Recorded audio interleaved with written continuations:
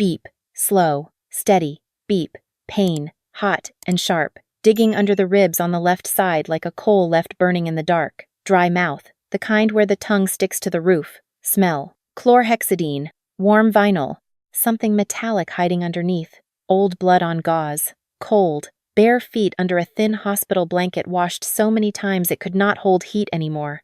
Where? Why? Beep! Eyes open. White ceiling. Fluorescent lights burning through the blur.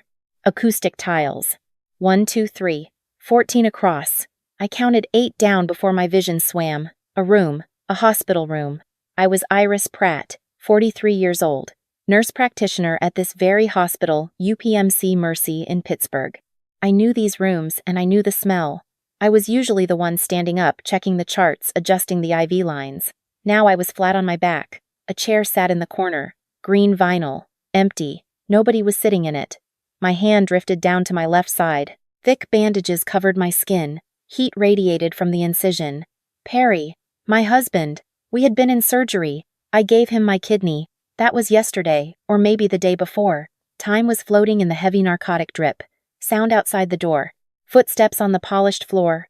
Voices echoing in the hallway. I turned my head and the movement pulled at the stitches. I sucked in a breath. A woman spoke. Sweet on the outside. Familiar. 16 years of hearing that voice call me honey right before she twisted the knife. Della. My mother-in-law. She was talking to a nurse right outside my door. I strained to hear. The words broke through the heavy air, sharp and clear. Don't waste time on her. She will be fine. Perry is the one who matters. Footsteps, moving away, then nothing. 14 tiles across. I counted them again. Still 14. My mother-in-law had walked right past my door. She told the nursing staff to ignore me. I had just let a surgeon cut me open, and I let them take a piece of my body to save her son. And she told them not to waste time on me. The heart monitor picked up its pace. Beep, beep, beep. A nurse walked in holding a clipboard. She looked at the monitor, then at me. Mrs. Pratt, your blood pressure is up. Are you in pain? I looked at the empty green chair. The woman who was just out there, I said. My voice cracked. Did she ask how I was doing? The nurse stopped writing. Her eyes shifted away for a split second. A nurse always has a tell, and I had done it 100 times myself when I had bad news. She actually asked us to focus on your husband's room down the hall. She said you wouldn't need anything. I closed my eyes. The medication tasted bitter in the back of my throat. My jaw locked tight. Something shifted behind my ribs right where the missing kidney used to be. A cold, hard space. Hours bled into the afternoon, and the gray Pittsburgh sky pressed against the window. The door pushed open. Not Perry, not Della. Bev walked in. We had worked together in the surgical ward for 12 years. She carried a paper bag, and her scrub top was wrinkled from a long shift. You look terrible, Iris, Bev said. She dropped the bag on the tray table. Thanks, Bev. You always know exactly what to say. She pulled out a plastic container with a turkey sandwich. I stopped by your house to grab some clean clothes. Brought your mail, too. Figured you might want something to look at besides the ceiling. She tossed a stack of envelopes on the bed. We talked for a few minutes about hospital gossip and how the floor was running. Then her pager buzzed and she had to leave. I was alone again. I reached for the mail. An electric bill, a catalog, and a thick white envelope from Horizon Life Insurance Group. Perry and I bought that policy 8 years ago. $750,000 in coverage. I was the primary beneficiary. I slid my finger under the flap. The paper was heavy and official. My hands started to shake, not from the pain medication. From the black ink printed across the page, the monitor sped up again. Dear Mr. Perry Pratt, this letter confirms the beneficiary change on your policy. Previous beneficiary Iris Pratt.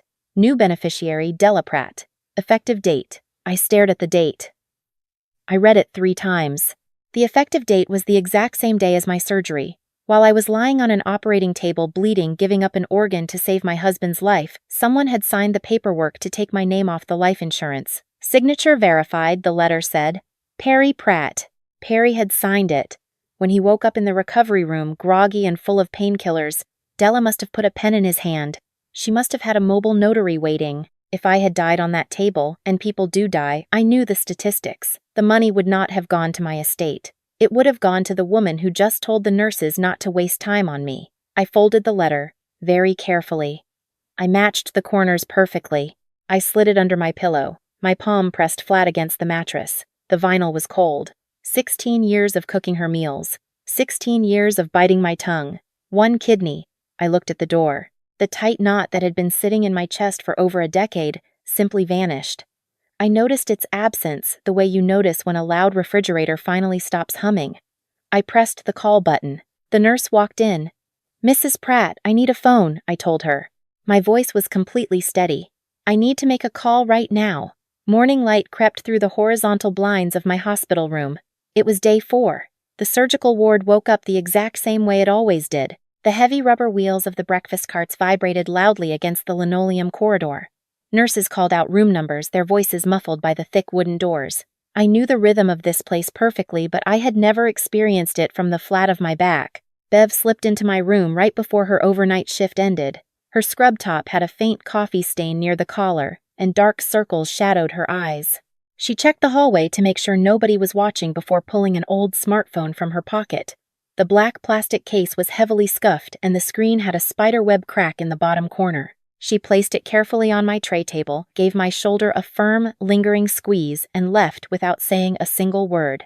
I waited until the room was completely silent again. My mouth tasted like stale cotton. I reached for the phone. My fingers felt incredibly thick and clumsy. Sitting up required a slow, calculated negotiation with my own body.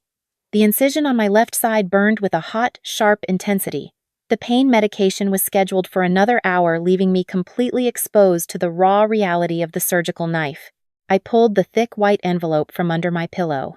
The Horizon Life Insurance Group logo, printed in the corner, stared back at me. I dialed the toll-free number listed at the bottom of the page.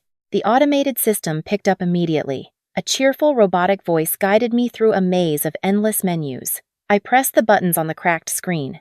Then came the hold music. A tinny piano melody looped endlessly in my ear. The weight gave my mind entirely too much space to work. I remembered sitting in Della's living room years ago, listening to her antique grandfather clock tick, waiting for Perry to say something when she criticized my clothes. He never did. The waiting now felt exactly the same, but the stakes had fundamentally changed. The electric hum of the hospital room seemed to grow louder. My fingernails dug deep into the thin cotton blanket. A woman finally answered the line. Her voice was brisk and professional. She gave her name and asked how she could assist me today. I gave her my name, my date of birth, and the policy number printed on the letter. I asked her to confirm the recent changes to the account. Keyboard keys clacked loudly in the background. The sound was sharp and rhythmic. "Yes, Mrs. Pratt. I see a beneficiary change was recently processed." I swallowed hard. "Can you tell me exactly when that document was signed?" More clicking. "The paperwork is dated for." She read the date out loud. It was the exact day I went into the operating room. The day the surgeon opened my side and removed an organ to save my husband. "And who signed it?" I asked. My voice did not sound like my own. It sounded thin and completely hollow. "The policyholder, Perry Pratt." "Who witnessed the signature?" "Let me check the scanned document," the representative said. It was witnessed by Adela Pratt.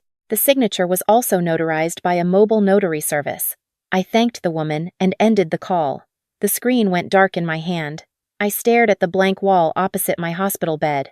A mobile notary. You do not accidentally run into a mobile notary in a surgical intensive care unit. You have to call them. You have to schedule an appointment. You have to pay them a specific fee and give them a specific room number. Della planned this. She walked into the hospital with the paperwork already printed out in her bag. She waited until the anesthesia still clouded her son's brain. She waited until the narcotic painkillers blurred his vision. Then she brought a total stranger into the recovery room, pointed to a dotted line, and told him to sign. I turned the envelope over. I found a blue pen in the bedside drawer. On the back of the envelope, I wrote down the date. I wrote down the name of the insurance company. I wrote the word notary. I wrote the name Della. I folded the paper in half and pushed it deep inside the pillowcase right beneath my head. By day 5, the physical therapy nurse insisted I needed to walk to prevent blood clots. I did not need her encouragement. I needed to see him. I swung my legs over the edge of the mattress. The cold floor sent a shock up my spine. I gripped the freezing metal pole holding my intravenous bags. The walk down the hallway took absolutely everything I had. 40 steps. I counted every single one. Past the supply closet. Past the nurse's station where a young resident was typing furiously on a keyboard. Every step pulled terribly at the fresh stitches binding my muscle and skin together. I breathed in short, shallow gasps. The fluorescent lights buzzed overhead, casting long shadows on the polished floor. I reached his door and pushed it open. The air inside his room hit me like a physical blow. The overwhelming stench of stargazer lilies and sweet orchids coated the back of my throat. It smelled exactly like a funeral parlor. The space looked like a gift shop had exploded. Silver balloons bumped lazily against the acoustic ceiling tiles. A massive fruit basket dominated the counter. Beside it sat a towering stack of greeting cards. I recognized the return addresses. They were from Perry's coworkers at the shipping company and from Della's friends. A smaller envelope sat near the front from the Mount Lebanon Presbyterian Church Women's Group. They were praying for his speedy recovery. Nobody from the church group had sent a card to my room. The top card featured bold, sweeping cursive letters. I knew that handwriting intimately. I had received countless passive-aggressive birthday cards written in that exact script. Love, Mom. Perry sat propped up against a mountain of pillows. His skin had lost that terrible, waxy gray pallor. The new kidney was already doing its job. My kidney was actively filtering his blood. He looked up from the television screen, his eyes widening in surprise. Iris, you should not be out of bed. I parked the metal pole near the foot of his bed. I did not sit down. I need to ask you a question, Perry. He reached for the remote control and muted the television. The sudden silence in the room felt incredibly heavy. What is wrong? Are you hurting? Did you sign any paperwork over the last few days? He blinked. His gaze drifted to the window, then back to my face. Paperwork, I guess they brought in some discharge forms. The consent sheets for the new immunosuppressant medications. Did your mother bring you anything to sign? 1 second. 2 seconds. 3 seconds. I watched his throat work as he swallowed. His fingers picked nervously at the edge of his hospital blanket. He absolutely refused to meet my eyes. Mom brought some insurance updates, he finally muttered. Just routine stuff. You do not need to worry about it. My hands gripped the metal pole. The steel felt freezing against my palms. Routine. You signed legal documents without reading them, Perry. I was half asleep, he said. His voice took on that familiar pleading tone. The tone he used whenever he wanted an uncomfortable conversation to simply disappear. Mom said it was just to keep things organized in case something went wrong. She said it was best for the family. Mom said. Those 2 words had defined my entire adult life. Mom said we should buy the brick house in Mount Lebanon. Mom said I made the turkey stuffing too dry every Thanksgiving. Mom said it was a blessing we never had children because of my family genetics. Mom said. And now Mom said to sign away my security while I lay bleeding in another room. And he did it. He signed his name without asking a single question. He was living because of my sacrifice, yet he could not find the courage to protect me. He leaned forward, wincing slightly as he moved. Iris, where are you going? Back to my room, I said. The room with no flowers. Night fell slowly over Pittsburgh. The street lights outside my window painted pale yellow stripes across the floor. The hospital quieted down to a low, steady hum. I lay on my back in the dark, staring up at the ceiling tiles. I placed my right hand over the thick bandage on my left side. The skin felt hot to the touch. The wound throbbed perfectly in time with my heartbeat. I thought about my mother. Patricia Novak died when I was 14 years old. My father drove long-haul freight trucks gone 5 days out of every week. I was the one who stayed home. I spent 8 long months changing her bedpans, crushing her pain pills into applesauce, and watching the cancer hollow her out until she looked like a stranger. The night before she passed, she grabbed my wrist with a terrifying, desperate strength. You are the strongest person I know, she whispered. I had held on to those words for almost 30 years. But lying in the dark hospital room, surrounded by the smell of antiseptic and my own fresh blood, I realized I had completely twisted their meaning. When my mother died, I spent years looking for a replacement. I looked for a mother figure in my teachers, in my neighbors, and finally in Della. The first year Perry and I were married, Della took me to her hair salon. She brushed my hair and called me her daughter. I cried in the bathroom afterward because I thought I had finally found a family. But the warmth faded, slowly replaced by cold remarks and constant judgment. I had tolerated it because losing Della meant losing a mother all over again. I thought being strong meant enduring. I thought it meant swallowing insults with a smile. I thought it meant washing dishes in silence while my mother-in-law criticized my kitchen. I thought it meant giving pieces of myself away, literally carving out my own organs, until I finally earned my place in their family. I was entirely wrong. Strong does not mean being a martyr. Strong means knowing exactly when to stop bleeding for people who complain about the mess. I reached for the cracked phone Bev had left me. The screen glowed violently in the dark room. I scrolled through the contact list until I found the name I needed. 3 years ago, a woman named Agnes Holt spent 11 days in the intensive care unit following massive heart failure. I was the nurse practitioner managing her pain protocols. I turned her every 2 hours to prevent bed sores. I held her hand when the machines grew too loud. On the day Agnes was finally discharged, her daughter handed me a thick cardstock business card. Rena Holt, attorney at law, specializing in family law and insurance litigation. Rena had looked me dead in the eye and told me to call if I ever needed anything. Anything at all. I tapped the number on the screen. It rang 4 times before a sharp, alert voice answered the line. Rena Holt speaking. Rena, this is Iris Pratt. From the hospital. I took care of your mother, Agnes. A sharp intake of breath echoed on the other end. Iris. Of course I remember you. My mother is still alive today because of you. How are you? I kept my voice very low, measuring every single syllable. I just gave my husband a kidney, and on the exact day of the surgery, my mother-in-law had him sign a paper changing the beneficiary on his $750,000 life insurance policy, from my name to hers. Silence hung heavily on the line. I listened to the faint static. 5 full beats passed before Rena spoke again. Iris, do you have the confirmation letter? I hid it inside my pillowcase. Keep it there, Rena ordered. Her voice lost the warmth of a grateful daughter. It shifted instantly, becoming sharp and tactical. Do not confront the mother. Do not say another word to your husband. I will come to the hospital tomorrow morning. Do I have any rights here, Rena? Pennsylvania law is incredibly strict about this kind of fraud, she said. If a person signs a legal document within 48 hours of receiving general anesthesia, they do not have the legal capacity to consent. The medication in his system makes the signature completely voidable. But Iris, if we can prove she has a pattern of doing this, if we can prove she orchestrated this while you were medically incapacitated, we can do a lot more than just fix an insurance policy. What does a lot more mean? I asked. It means we build a case, Rena explained her words, clipping together with professional precision. In Pennsylvania, assets are divided by equitable distribution. And if we file for divorce based on fault, specifically the ground of indignities to the person, we can use her behavior and his complicity to secure your future. Indignities means a pattern of conduct that makes your life intolerable. Taking your life insurance while you donate an organ certainly qualifies. She will pay for what she did. Rena went on to explain the rules of engagement. She warned me that Pennsylvania required 2-party consent for recording conversations. I could not use my phone to secretly tape Della. If I did, the evidence would be thrown out of court, and I could face charges myself. We had to rely entirely on paper trails, institutional records, visitor logs, medical charts, things that could not be denied or erased in front of a judge. I need you to do the hardest thing possible, Rena said. Go home. Wait for him to be discharged. Live your normal life. Do not let Della know that you know anything at all. Can you do that? I looked down at the bandage covering my missing kidney. I have lived a normal life with her for 16 years. 90 more days will not be a problem. Good, Rena replied. I will see you tomorrow. I thanked her and ended the call. The room plunged back into total darkness. I pulled the envelope out from the pillowcase.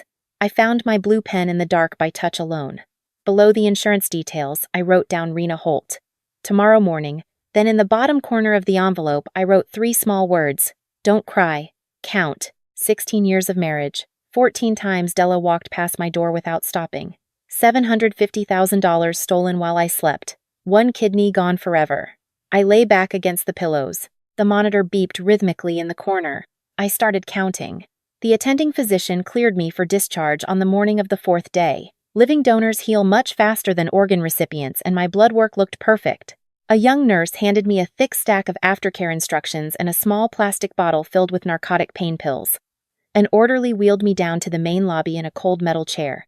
I did not have a family member waiting by the sliding glass doors with a car engine running. I ordered a taxi. The driver was a quiet older man who did his best to avoid the worst potholes on Forbes Avenue, but every slight bump sent a sharp spike of heat straight through my left side. I pressed my arm against my ribs and stared out the window at the heavy gray clouds hanging over the city. The taxi pulled up to our 2-story brick house in Mount Lebanon. I paid the fare with cash and walked very slowly up the concrete driveway. 16 years ago, Perry and I stood on this exact spot holding hands. We bought this property together. We painted the wooden window shutters a deep navy blue. I spent hours on my knees in the dirt planting the hydrangea bushes near the front porch. Now, sliding my key into the brass lock felt exactly like breaking into a stranger's home. The heavy oak door swung open. The silence inside the house was absolute. It did not feel peaceful in the slightest. It felt entirely empty. I stepped into the foyer and took a careful, shallow breath. The air smelled overwhelmingly of wood, sage, and sea salt. Della wore that expensive perfume every single day. She had been here while I was heavily medicated in the intensive care unit. The scent clung to the living room curtains and hovered aggressively over the fabric of our sofa. I walked into the kitchen. My boots made soft, hollow sounds against the hardwood floor. A glass casserole dish sat directly in the center of the granite island. A bright yellow sticky note was pressed firmly against the plastic lid. The familiar sweeping cursive letters caught the overhead light. For Perry when he comes home. Love, Mom. I stared at the glass dish for a long time. I opened the stainless steel refrigerator. It was completely empty except for a carton of milk and some condiments. There was no second container of food. There was no soup left on the stove. I had just undergone major organ removal surgery to save her only child, and the woman who held a spare key to my home could not be bothered to leave a single box of crackers for me. My hands began to act entirely on their own. I did not consciously decide to search the house, but my training as a nurse took over. When a patient is crashing, you look for the underlying cause. You check the charts, you look for hidden symptoms, you gather every piece of data available. My marriage was crashing, and I needed data. I started in the kitchen. I pulled open the heavy wooden drawer next to the oven. Every American family has a junk drawer. Ours was filled with dead AA batteries, rubber bands, takeout menus from local pizza places, and rolls of clear tape. But tucked beneath a stack of old grocery receipts, I saw the edge of a thick brown envelope. I pulled it out. The paper felt heavy and official. There was no return address on the outside. I lifted the unsealed flap and slid the documents onto the granite counter. The bold black letters at the top of the page read Property Deed Transfer. My breath caught in my throat. I leaned heavily against the kitchen island to steady myself. The document detailed the legal transfer of the Mount Lebanon house, the property we bought together, the home where I had repaired the leaky kitchen sink and picked out the living room curtains. The document officially transferred ownership from Perry Pratt to Della Pratt. I scrolled my eyes down to the bottom of the second page. A signature rested on the dotted line. Perry had signed it in blue ink. The space next to his name, reserved for the official notary public stamp, was completely blank. The transfer was not legally complete yet, but the intent was entirely clear. I looked at the date printed next to his signature. It was dated exactly 3 days before my surgery. 3 days before I lay down on a hospital bed and let a surgical team cut me open. Perry had sat at a table perfectly healthy, knowing his wife was about to risk her life for him, and he signed our house away to his mother. My chest felt incredibly tight. The pain in my side vanished, replaced by a cold, radiating clarity. This was not an opportunistic grab. Della did not simply walk into a hospital room and take advantage of a groggy patient. This was a calculated, premeditated stripping of my assets. They had planned this together before I even packed my hospital bag. I walked down the hall to the small spare bedroom we used as an office. We kept a small laser printer on the corner desk. I placed the deed transfer face down on the glass scanner bed. The machine hummed and whirred, spitting out a perfect black and white copy. I folded the copy and placed it inside my purse. I walked back to the kitchen and slid the original documents back into the brown envelope, placing it exactly where I found it under the takeout menus. The cold clarity pushed me forward. I returned to the office and sat down in Perry's heavy leather desk chair. The bottom drawer on the right side was always locked. Perry kept the tiny brass key in his leather wallet, but I knew his habits better than he knew himself. I reached my fingers under the bottom panel of the desk. I felt the rough texture of masking tape. I peeled it back, and the spare brass key dropped directly into my palm. I unlocked the drawer and pulled it open. File folders sat neatly organized in rows. Tax returns, vehicle maintenance logs, appliance warranties. But sitting right in the front was a small piece of unlined stationery. Della's handwriting covered the front in neat dark ink. It was a numbered list. Item 1, Insurance. A small checkmark rested next to the word. Item 2, House Deed. Perry signs I notarize after he comes home. Item 3, Joint Account. Talk to Perry about adding my name. Item 4, Car Titles. Wait until spring. I stared at the 4 items. 4 pieces of my life. Della was systematically dismantling my future, checking boxes off a list, while her son recovered with my kidney inside his body. She was taking the life insurance. She was taking the house. She was planning to empty our joint savings account. She even wanted the titles to our vehicles. She was writing a brand new script for my life, and in her version of the story, I was left with absolutely nothing. I pulled out the cracked spare phone Bev had given me. I opened the camera application and held my hands as steady as possible. I took 3 clear photographs of the handwritten list. I checked the screen to make sure every word was legible. Then I placed the stationery exactly where I found it, closed the drawer, locked it, and taped the spare key back under the desk panel. I needed to leave the house. The smell of the wood sage perfume was making my stomach turn. I grabbed my purse, my car keys, and a soft throw pillow from the living room sofa. I walked out to my sedan, parked in the driveway. I wedged the soft pillow between the driver door and my left side to protect my fresh incision.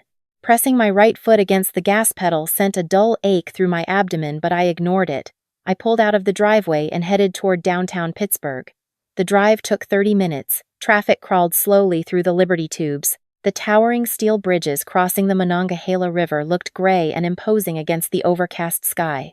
I navigated the busy downtown streets and pulled into a parking garage across from a tall glass office building. Rena Holt occupied a corner suite on the 7th floor. Her office featured massive windows overlooking Point State Park where the 3 rivers met. The walls were lined with heavy leather-bound law books. A framed photograph of her mother, Agnes, sat proudly on the center edge of her polished mahogany desk. Rena stood up the moment her receptionist guided me into the room. She wore a tailored charcoal suit and a fierce, uncompromising expression. She walked around the desk and pulled out a comfortable chair for me. "Sit down, Iris. Take your time." I lowered myself into the chair. The soft leather provided incredible relief for my aching side. I unzipped my purse and pulled out the manila folder I had created. I handed her the photograph of the insurance letter. I handed her the photocopied house deed. Finally, I placed my phone on the desk and opened the gallery to the photograph of Della's handwritten list. Rena put on a pair of silver reading glasses. She picked up the printed papers first. The room was perfectly silent, except for the sound of her breathing and the faint hum of city traffic bleeding through the thick glass windows. She read every single line. Then she picked up the phone and zoomed in on the handwritten list. She took off her glasses and placed them gently on the desk. She looked at me for a very long time. "This is not a mistake," Rena said. Her voice was steady and clinical, evaluating a battlefield. "This is a meticulously planned financial execution." "Can she legally do this?" I asked. "She can try," Rena replied. She tapped her index finger against the photocopied deed. "Let us break down exactly what we have here. First, the life insurance beneficiary change. It was signed by a man under the influence of general anesthesia and heavy intravenous opioids. Pennsylvania case law is incredibly clear on this matter. That signature lacks legal capacity. It is entirely voidable. I will contact the insurance company tomorrow and place a legal hold on the policy. They will freeze any further changes." I let out a slow breath. "1 item blocked." Second, Rena continued picking up the deed transfer. "This document is incomplete. A property transfer in this state must be properly notarized to be legally binding. Della wrote on her list that she plans to notarize it after he comes home. She cannot do that without Perry present, and she certainly cannot backdate a notary stamp without committing a serious crime. She told Perry she found a notary from her church group," I said, remembering the conversation I overheard in the hospital. Rena narrowed her eyes. "If her church friend notarizes this document without witnessing the signature in person, they will lose their state commission and face prosecution. We will let them try. It adds to our pattern of fraud." Rena leaned back in her chair and crossed her arms. "Iris, if you want to stop her, we can simply block the transfers and file for a standard divorce. But you did not drive down here 2 days out of surgery just to walk away quietly." "No," I said. "I want her to pay for what she did." "Good.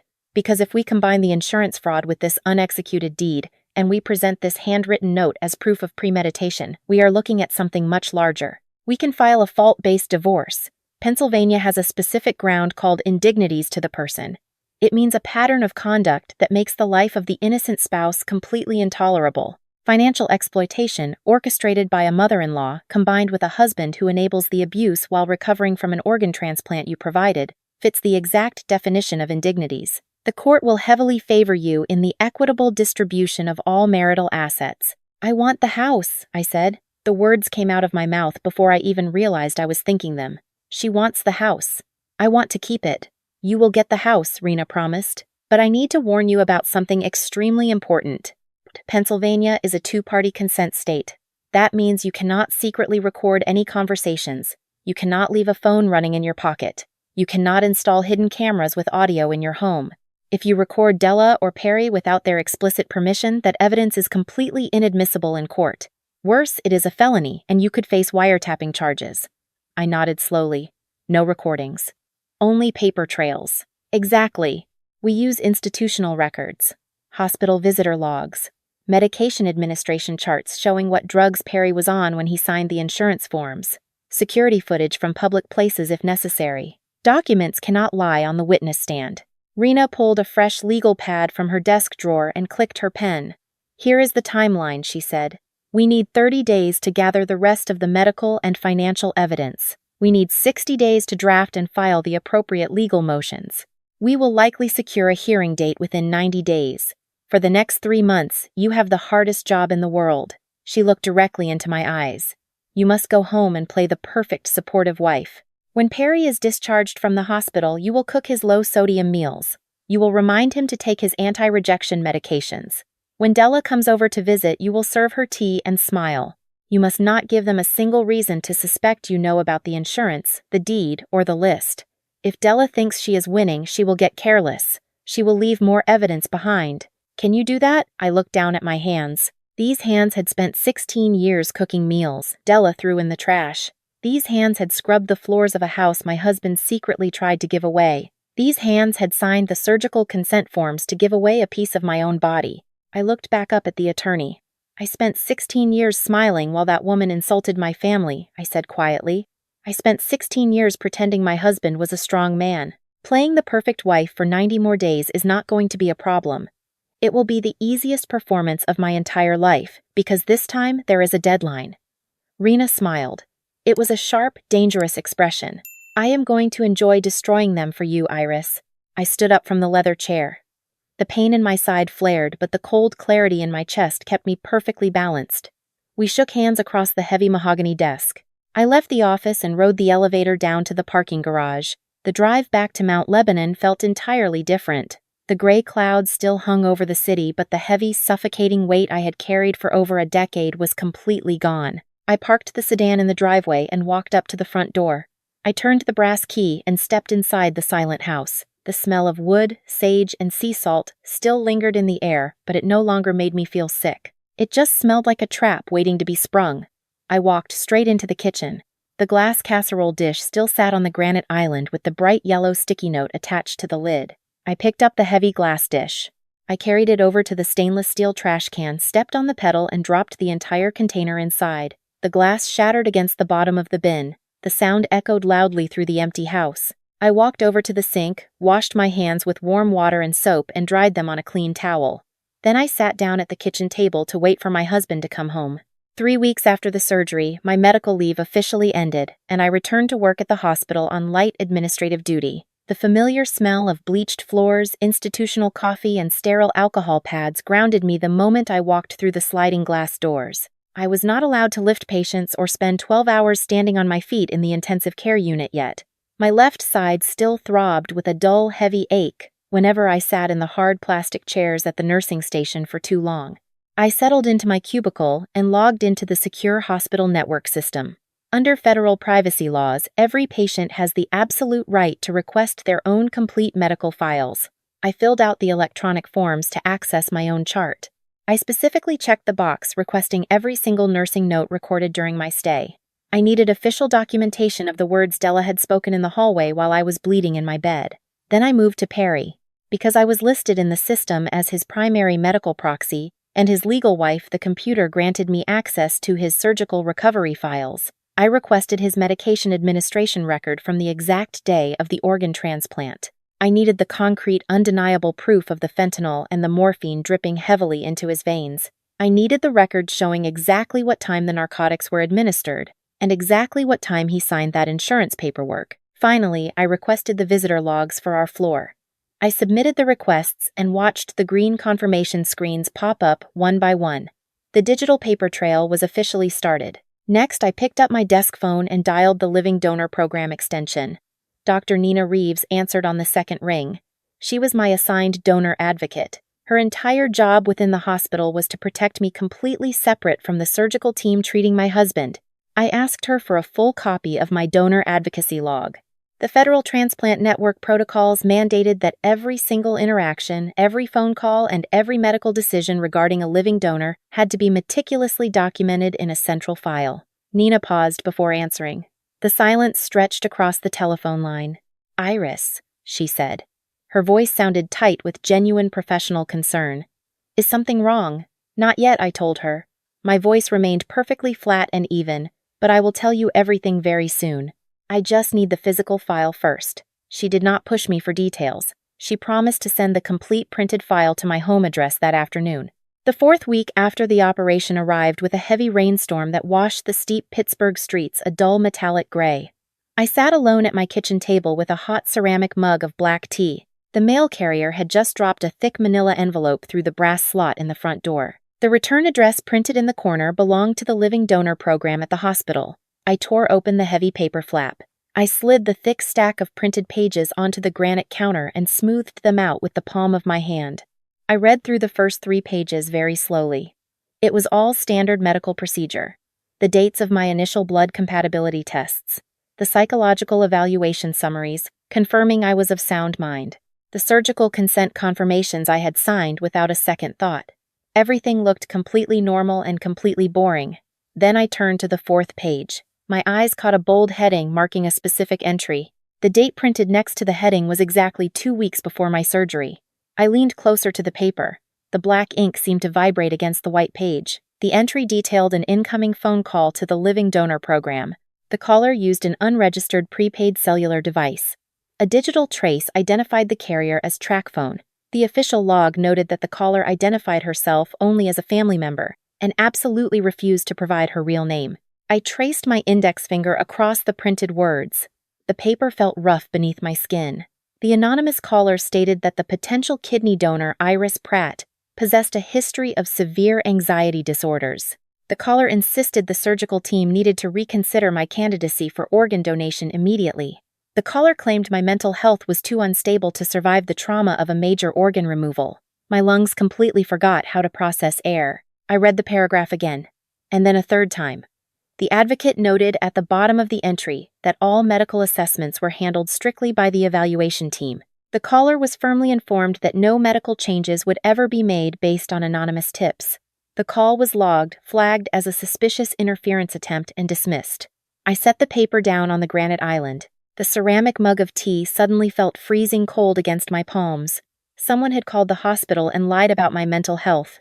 Someone desperately wanted me disqualified from the transplant program. Someone wanted to stop me from saving Perry. There was only one person in the entire world who possessed the motive, the audacity, and the twisted logic to do such a horrible thing. Della. She hated the idea of owing me anything.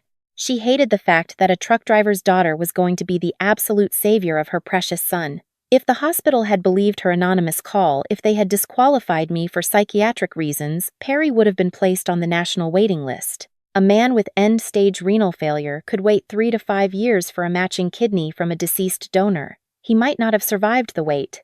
Della knew the medical statistics. I had explained the waiting list to her myself in the clinic waiting room, but she would rather see her own child languish on a dialysis machine for 5 years than accept a vital organ from my body. She chose her own fragile ego over his actual life. I picked up my mobile phone and dialed Rena Holt. She answered immediately. I did not bother with a polite greeting. I simply read the entry from the donor log out loud to her. I heard nothing but dead silence on the line for several heavy seconds. When Rena finally spoke, her voice dropped an entire octave into a cold and dangerous register. Iris. Filing false medical information to an official authority is a criminal offense in the state of Pennsylvania. The statute is unsworn falsification. It is a serious crime. But more importantly, it proves a deliberate pattern of obstruction. Your mother-in-law actively tried to interfere with a life-saving medical procedure to stroke her own vanity. A judge will absolutely crucify her for this. The log says she used an anonymous prepaid phone, I said. How can we possibly prove it was her? Rena did not hesitate for a single second. The hospital is located just 2 blocks away from a major pharmacy on Forbes Avenue. If Della bought that prepaid phone in person, there will be a transaction record. She is arrogant, Iris. Arrogant people make careless mistakes. I am going to subpoena the pharmacy for their security camera footage and their debit card receipts from that exact day. If she walked into that store and purchased the phone, we will have her face on video." I thanked her and ended the call. I slid the donor log into my growing file folder. The legal net was pulling tighter and tighter. By the 5th week, Perry was finally discharged from the hospital and came home to Mount Lebanon. The real performance began the exact moment he walked through the front door. I cooked all of his meals completely from scratch. I baked unseasoned chicken breasts and steamed plain broccoli. I measured out his strictly low-sodium portions. I organized his complicated daily schedule of anti-rejection pills into a plastic container with 7 little compartments. I fluffed his pillows on the sofa and asked him how he was feeling every single morning. Perry would look up at me from the couch, the healthy color returning to his cheeks more and more each day. He would reach out, touch my arm gently, and tell me thank you for everything. He said I saved his life. He called me his guardian angel. I would look back at him and smile. It was the exact same perfect accommodating smile I had practiced and perfected over 16 years of marriage. He never noticed that the warmth completely failed to reach my eyes. He never noticed the slight involuntary stiffening of my spine when his hand brushed against my sleeve. He just saw exactly what he wanted to see, a quiet, obedient, devoted wife. Della came over to visit her son every 3 days. She never bothered to ring the doorbell. She simply used her spare brass key and let herself inside. The heavy, suffocating scent of her expensive sea salt perfume preceded her down the hallway like a warning siren. She always brought a plastic container of hot food specifically prepared for Perry. She never brought a single portion for me. She would walk straight into the living room, completely ignore my presence, and hover over him with exaggerated maternal concern. On a Tuesday afternoon during the 6th week, I stood at the kitchen sink, washing the lunch dishes. The warm water ran continuously over my hands. The white soap bubbles clung to my wrists. The living room sofa was located just 15 feet away from the kitchen island. I could hear every single word they said with absolute clarity. I kept my back turned to them and scrubbed a ceramic plate with a yellow sponge. Della sat down on the edge of the sofa right next to Perry. I heard the fabric rustle as she patted his knee. She told him he was looking so much stronger today. She praised his resilience. Then her tone shifted into something brisk and completely businesslike. "Perry," she said. Her voice carried easily over the sound of the running faucet. "I spoke with Bob Hennessy from the church congregation yesterday. You remember Bob. He is a wonderful financial advisor." I kept scrubbing the plate. The sponge moved in slow, methodical circles. "We really need to rearrange your financial assets," Della continued. "Just to protect you while you are so vulnerable and recovering from the surgery. I want to make sure you are totally secure." "Thanks, Mom," Perry mumbled. He sounded tired. "Yeah, maybe we should." "And about the house deed," Della said smoothly. "You already signed the transfer paperwork before you went into the hospital, but we never got it notarized. I'm going to bring the papers over tomorrow afternoon so we can finish the process." The yellow sponge stopped moving in my hand. I stared down at the soapy water pooling in the bottom of the stainless steel sink. I waited for my husband to ask a question. I waited for him to show a single ounce of hesitation. I waited for him to remember that the woman washing dishes 15 feet away had just given him a functioning piece of her own body so he could sit on that sofa and breathe. The silence stretched out through the house. The grandfather clock in the hallway ticked loudly, and then he spoke. "Yeah, Mom. Okay." 3 simple words. He had used those exact 3 words to answer her for 45 years. He said those words when she decided where we would spend the holidays. He said those words when she insulted my family background in front of our dinner guests. He said those words when she handed him the paperwork to steal my life insurance while I was bleeding in the recovery ward. And now he said those words when she told him they were going to finalize the theft of my home, my own house, the house I was currently standing in, the house I had spent a decade building and maintaining. I set the ceramic plate down very gently on the plastic drying rack. My hands were dripping wet. I looked down at my left side. The surgical incision was mostly healed now, but the angry red scar still pulled tight against the fabric of my shirt when I moved. It was a constant burning physical reminder of what I had sacrificed for the weak man sitting in the next room. I did not scream. I did not turn around and throw the soapy plate against the living room wall. I did not march in there and demand an explanation. I took a slow, deep breath that filled the new empty space inside my abdomen. Rena had told me I needed to wait 90 days for the court hearing. I had to play the part perfectly until the legal trap was fully set and ready to spring. I stared out the window over the kitchen sink. The neighbor was walking a small dog on the sidewalk. Everything looked entirely normal on the outside. I started doing the math in my head. I calculated the passing weeks and the upcoming legal deadlines.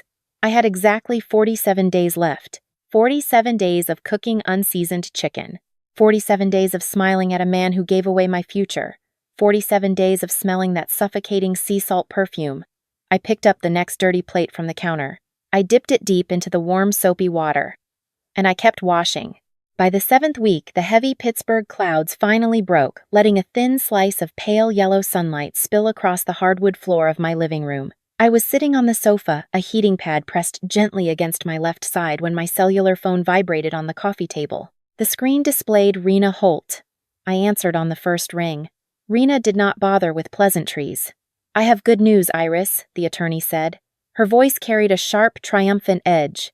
Horizon Life Insurance just completed their internal review of the documents. They consulted their legal department regarding the medication administration records we provided. They officially confirmed that the beneficiary change is entirely voidable. Perry lacked the legal capacity to sign a binding contract while intravenous narcotics were actively flowing through his system. I closed my eyes. A long, trembling breath escaped my lungs. "What happens now?" I asked. "They are restoring your name as the sole primary beneficiary," Rena explained. "The paperwork will be finalized in 10 business days. Della gets absolutely nothing." I thanked her profusely and ended the call. For the very first time in 7 weeks, my chest felt incredibly light. I sat alone in the quiet house and let myself believe the worst was finally over. I had successfully blocked the insurance theft. The house deed was still unnotarized in the kitchen drawer. I actually thought I had won. I thought I could simply file the divorce papers, pack my bags, and walk away with my share of the marital assets intact. It was a brief, beautiful, and completely false sense of peace. 40 minutes later, the heavy oak front door swung open. Perry had just returned from his routine surgical follow-up appointment at the transplant clinic. He did not drive himself. Della drove him. I heard the metallic clatter of her car keys hitting the granite countertop. The overwhelming scent of wood, sage, and sea salt instantly choked the fresh air out of the room. I stood up from the sofa, leaving the heating pad behind, and walked into the kitchen. Perry pulled out a wooden dining chair. The legs scraped loudly against the ceramic floor tiles. He sat down heavily, looking exhausted from the short trip. Della remained standing. She wore a pristine navy blue blazer and her signature string of pearls. She did not even glance in my direction. "Perry," his mother said, resting her manicured hand on the back of his wooden chair. "I spoke with Bob Hennessy again this morning. He is going to come by the house tomorrow afternoon. He will bring his official notary stamp. I have the property transfer papers printed and ready in my purse. You just need to sign them again in front of him, and I will take them straight to the county recording office on Monday." The light feeling in my chest evaporated instantly. I stood perfectly still by the refrigerator. I watched my husband.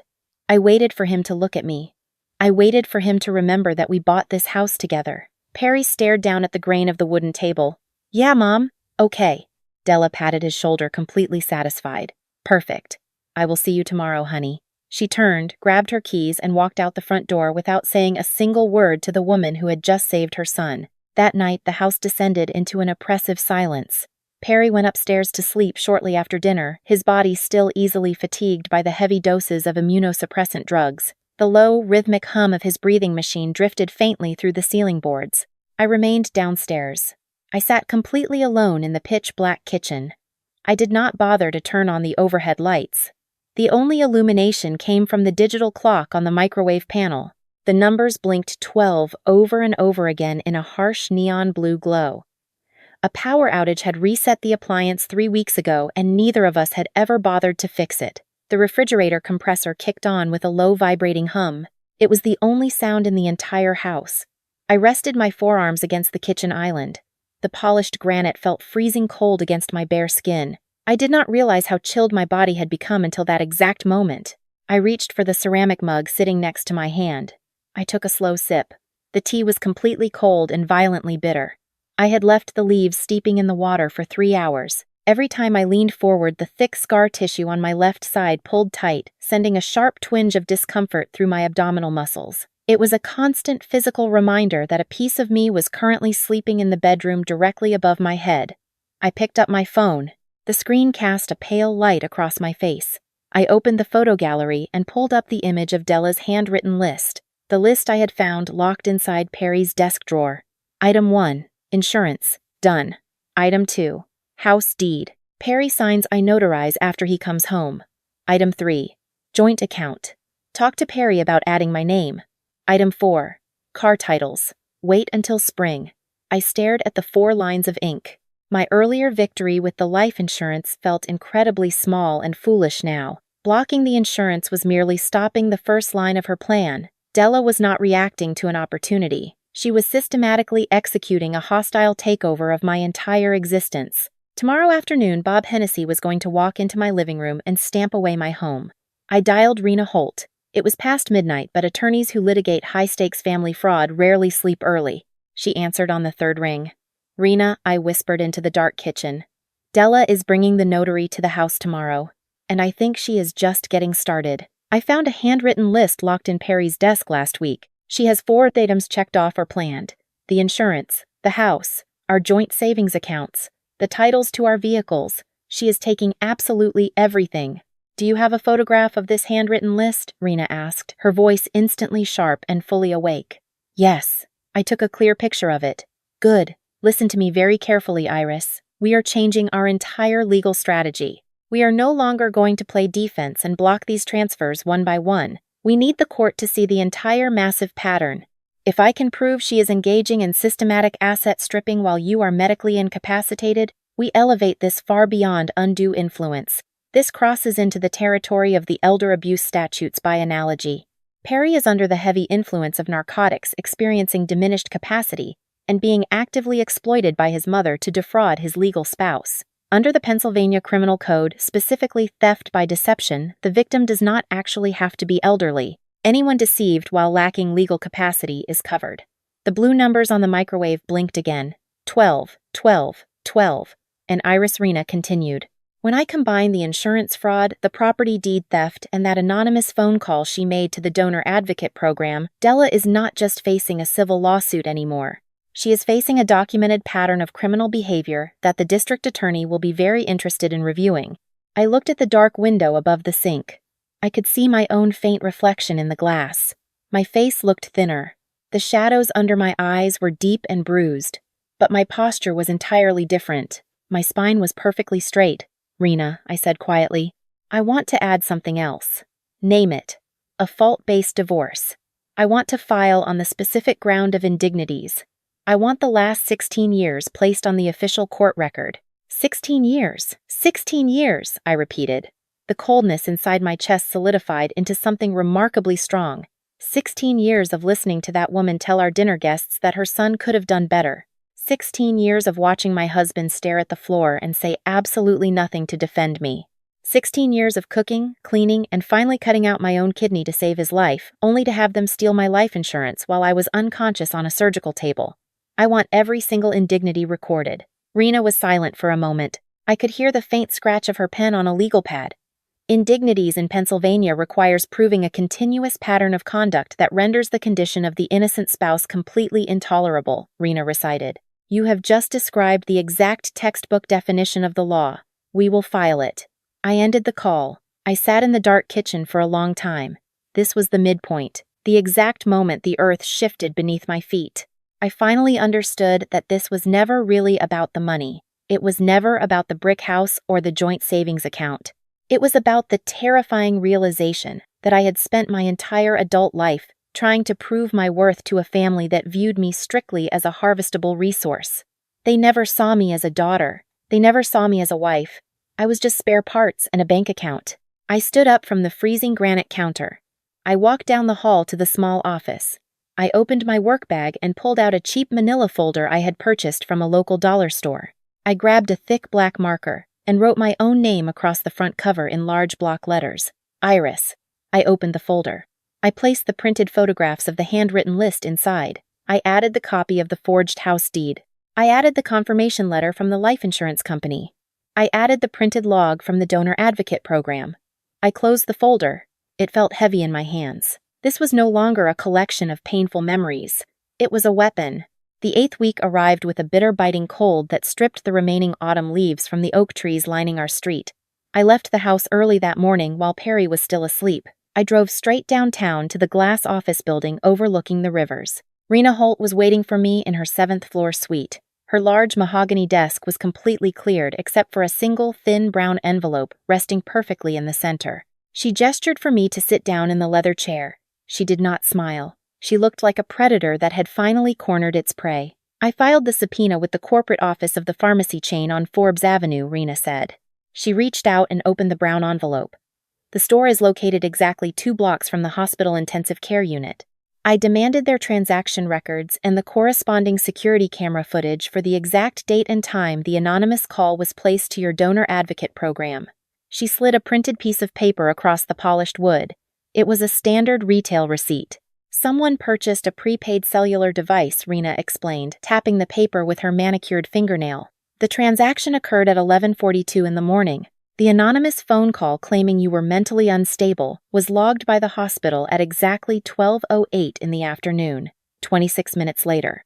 I stared at the receipt. Did she pay with cash? Rena finally smiled. It was a cold, terrifying expression. She reached into the envelope and pulled out a glossy, high-resolution photograph printed directly from the pharmacy security camera system. She placed it right next to the receipt. I looked down at the photograph. The image quality was incredibly sharp. Della stood at the checkout counter. She wore her immaculate gray tailored blazer. The signature string of fake pearls rested around her neck. Her auburn hair was styled perfectly. She was looking down at the credit card reader. She did not use cash, Rena said quietly. She used her personal bank debit card. The transaction record explicitly lists the name Della Pratt. I leaned back in the heavy leather chair. The sheer magnitude of the arrogance was almost impossible to process. Della had walked into a public store surrounded by high-definition security cameras and purchased a disposable phone with a card bearing her own legal name.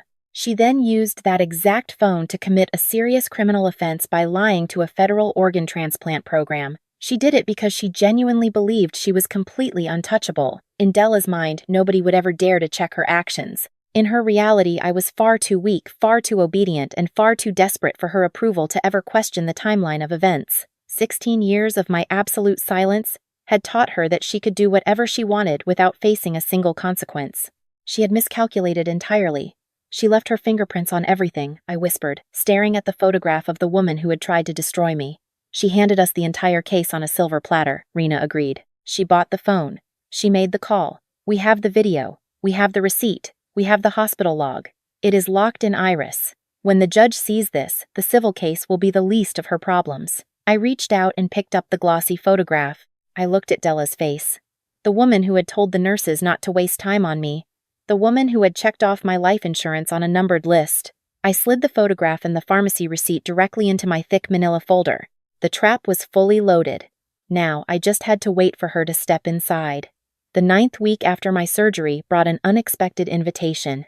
Della called our landline on a crisp Sunday morning and asked me to join her and Perry for the morning service at her Presbyterian church in Mount Lebanon. I held the receiver against my ear, listening to the falsely sweet tone of her voice. She had never once invited me to her church in 16 years of marriage. It was her exclusive territory, her personal kingdom where she had served on the parish board for over a decade. I knew instantly that this was a calculated move, but Rena had given me very specific instructions to maintain my cover to play the perfect accommodating wife. I put on a conservative navy dress, draped a heavy wool coat over my shoulders to protect my left side from the November chill, and rode with them. The church sanctuary smelled like old paper hymnals, lemon furniture polish, and the damp wool of expensive winter coats. Stained glass windows cast long fractured beams of red and blue light across the polished wooden pews. I sat quietly next to Perry. He stared straight ahead at the altar, looking pale and nervous, while Della sat perfectly upright on his other side, greeting everyone who walked down the aisle with a practiced, radiant smile. When the service ended, the congregation flooded into the main foyer for coffee and stale pastries. Della gripped my elbow. Her manicured fingers dug sharply into my fabric. She steered me directly toward a tight circle of older women. I recognized several of them from the hospital waiting room. Della stopped in front of a woman named Barbara who wore a pristine cashmere sweater and a heavy gold necklace. "Barbara, ladies, I want you to officially meet Iris," Della announced. Her voice was loud enough for the surrounding groups to hear. "She is finally getting out of the house. She is going through such a difficult transition after the surgery. Please keep her in your prayers. She has been feeling a little emotional lately." Della patted my back. Her smile was incredibly sweet. Her eyes were completely dead. Barbara looked at me. Her face softened into a mask of deep, condescending pity. "Oh, honey," Barbara crooned, reaching out to squeeze my hand. "Della told us all about it. She is so terribly worried about you. It is perfectly normal to feel unstable after such a big medical procedure. We are all praying for your mind to find some peace." I stood there under the fluorescent foyer lights, feeling the collective gaze of 6 different women pinning me to the floor. The air suddenly felt incredibly thin. I recognized exactly what Della was doing. I had seen her do this to her own sister-in-law years ago. She was actively planting seeds. She was standing in front of the most influential gossips in the entire Mount Lebanon community and painting a very specific picture of my mental state. She was building a narrative. If I ever tried to speak up in the future, if I ever tried to tell anyone that she stole my life insurance or forged a property deed, these women would simply shake their heads. They would remember this exact Sunday morning. They would say, "Della warned us. Iris is unstable. Iris is emotional. Iris is making things up." It was a brilliant, terrifying strategy. Deny the truth. Attack the victim's credibility. Reverse the roles of victim and offender. She was playing the deeply concerned mother-in-law, leaving me to look like the erratic, ungrateful wife. My jaw tightened. The thick scar tissue under my dress ached in response to my rising blood pressure. I wanted to scream. I wanted to pull the copies of the forged documents out of my purse and throw them onto the coffee table. But I remembered Rena sitting in her high-rise office telling me to let Della feel untouchable. I forced the corners of my mouth upward. I looked Barbara directly in the eye and delivered the performance of my life. "Thank you so much for your prayers," I said, my voice soft and perfectly modulated. "Perry is my entire world. I just want what is best for the family." Della beamed. The trap was set, but she had no idea who was actually standing inside it. The 10th week arrived with a brutal, biting cold. I was working a late evening shift at the hospital, sorting through administrative patient files at the main desk. My hands smelled faintly of harsh antibacterial soap and latex gloves. I clocked out just before midnight and drove back to the quiet, dark streets of our neighborhood. I unlocked the front door and stepped into the foyer. The house was completely silent except for the low, rhythmic mechanical breathing of Perry's sleep apnea machine drifting down from the second-floor bedroom. The green digital numbers on the kitchen stove clock glowed brightly in the shadows. 11:47. I turned on the small light above the kitchen sink. That was when I saw it. A thick, heavy white envelope sat directly in the center of the granite island. It did not look like regular mail. The paper had a heavy, expensive texture. In the top left corner, an embossed seal caught the light. The Allegheny County Court of Common Pleas. My pulse spiked immediately. My fingers felt numb as I reached for the flap. I pulled out a thick stack of legal documents stapled tightly in the corner. The bold black letters at the top of the first page seemed to jump off the paper. In re. Petition for emergency guardianship. Respondent Iris Pratt. Petitioner Perry Pratt. I stopped breathing. The hum of the refrigerator faded into absolute nothingness. I forced my eyes to read the dense legal paragraphs that followed. The petitioner respectfully requests emergency guardianship over the respondent. The respondent has exhibited increasingly erratic behavior, severe emotional instability, and paranoid ideation following a major surgical procedure. The respondent has made unfounded and delusional accusations against immediate family members. The petitioner firmly believes the respondent is currently unable to manage her own personal and financial affairs, presenting an immediate danger to the marital estate. I read the words again. Erratic behavior, emotional instability, paranoid ideation. My hands did not shake. My brain simply bypassed the panic and shifted directly into intensive care triage mode. When a patient is crashing, you do not cry. You evaluate the bleeding. You identify the immediate threat. If a judge granted this emergency petition, Perry would gain absolute total legal control over my entire existence, or more accurately, Della would. They would have the legal authority to freeze my bank accounts. They would have the power to cancel my credit cards so I could not pay a lawyer. They could legally block me from filing a divorce. They could lock me inside a psychiatric facility. They were trying to strip away my fundamental rights as a human being. Della had not just planted seeds at the church. She was using the legal system to permanently silence me before the 90-day window closed. She knew I was the only witness to her financial crimes, so she decided to erase my legal credibility entirely.